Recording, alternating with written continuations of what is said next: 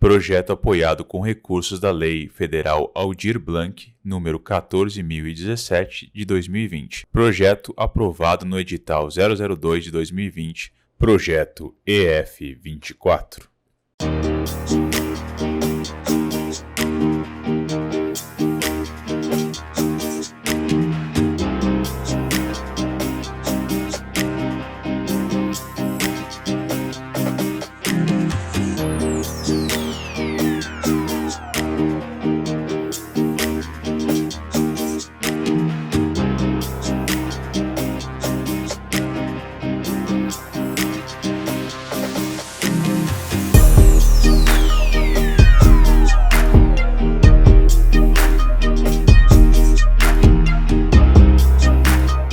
Meu nome é Guilherme Gomes, eu sou quase artista. Eu trabalho com atuação, com performance há alguns anos. Trabalho com música, trabalho com teatro, escrevo, produzo e agora tentando desenvolver cada vez mais esses meios da arte, assim. Meu contato com o cinema como espectador começou com uma locadora que abriu 2 quadras da minha casa quando eu tinha 18 anos. E tinha uma área de filmes de hip hop. Eu sempre gostei muito de rap e aí lá tinha essa seção de filmes de hip hop e foi ali que começou minha relação com o cinema. Eu vi a música que eu gosto de uma maneira audiovisual, assim, sabe? Com histórias, com pessoas, com vitórias, com derrotas. E desde então, sei lá, eu comecei uma busca um pouco de reproduzir aquilo que eu vi e o mercado não é isso. Eu resolvi seguir, eu acho muito por uma fuga, porque eu sempre fui muito ruim. Eu me considero um ator assim, bem mediano, assim, depois de muito estudo. Eu era muito ruim, assim, na escola eu era sempre o vento, a árvore, sabe? Já fui a vaca do cenário de Jesus, mas eu insisti muito, assim, falei, não, pô, eu quero muito ser ator. E aí eu tive a sorte na vida, eu acho, de encontrar com a gente, que é uma coisa que muitos atores tentam, e é difícil você ter um contrato com a gente, e eu fechei o meu primeiro contrato com 15 anos. No início, por ter um agente, tive um preparo muito mais profissional. Ele lidava de uma maneira muito mais profissional do que eu lido hoje. Então a gente tinha desde cursos de boas maneiras, a cursos de interpretação, mais cursos para se portar em reuniões, em testes, assim, era uma coisa muito profissional. Muito se fala sobre Stanislavski e eu queria entender por que falam coisas tão diferentes de uma fonte só. Eu fui estudar no Canadá, fui estudar na University of Manitoba. Eu tenho trabalhado muito uma relação do ator com o artista com o mercado. E eu tenho me inspirado muito no Dave Chappelle. Ele é muito mais humorista do que um performer, ele faz muito stand-up comedy. Mas ele é um dos primeiros caras negros a terem um programa de TV onde ele atuava de várias maneiras de criação. Ele era um dos roteiristas, ele era um dos idealizadores do programa, que era o Chappelle Show. E foi um dos caras que eu vi atuar e poder trazer um pouco da vivência dele através de um programa inteiro. Assim, ele era um programa inteiro para ele poder falar uma coisa que ele gostaria de falar. De pessoa que falou não para uma proposta de 50 milhões de dólares.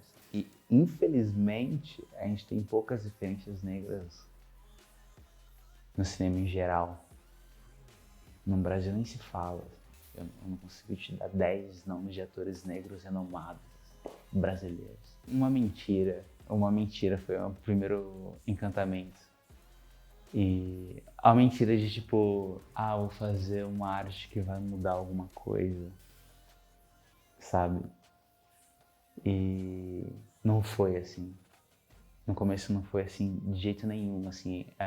Eu tenho uma participação audiovisual que vai ser comercializada, que não é um jovem negro pobre preso ou quase, ou confundido com ladrão.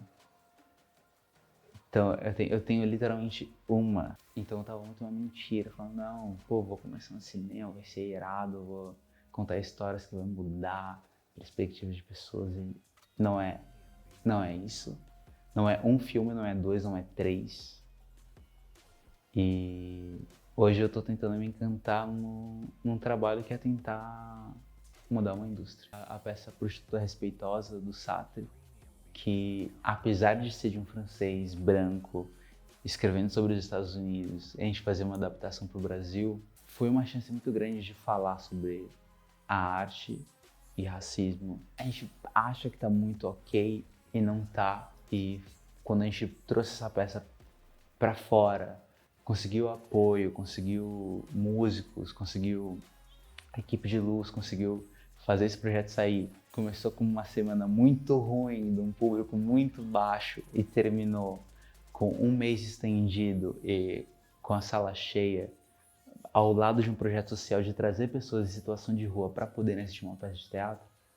Falei, tá, foi uma vitória muito de tem então um espaço, tem gente querendo ouvir e trocar uma ideia sobre isso. Então isso foi muito legal de falar, de poder falar, porque eu nunca tive a chance de falar, que é uma coisa que me incomoda muito em ser ator, essa parada de hierarquia e ninguém te ouve. Ninguém quer ouvir sua opinião sobre a história e você está sendo literalmente a cara da história. E eu acho que falta esse diálogo numa indústria que respeita tanto a hierarquia, deveria pelo menos respeitar quem está representando. Eu conheci uma menina chamada Letícia, que ela tem paralisia cerebral, e ela virou pra mim e falou, pô, eu preciso de uma cama hospitalar, você compra pra mim?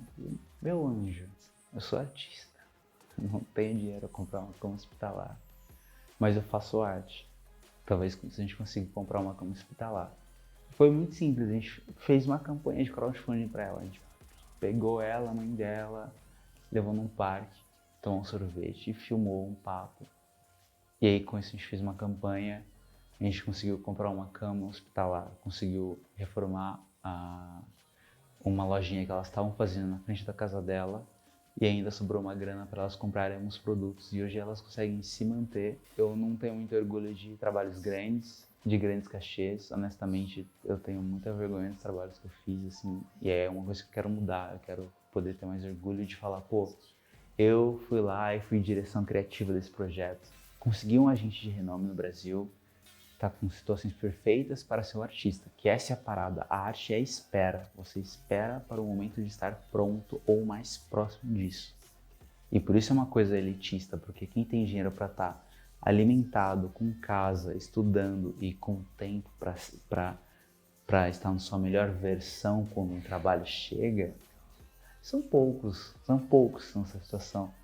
E quando a gente batalhou muito para chegar num ponto próximo a disso, eu tava vendo todos os meus amigos brancos fazendo 18, 20 testes por mês e eu fazendo 2.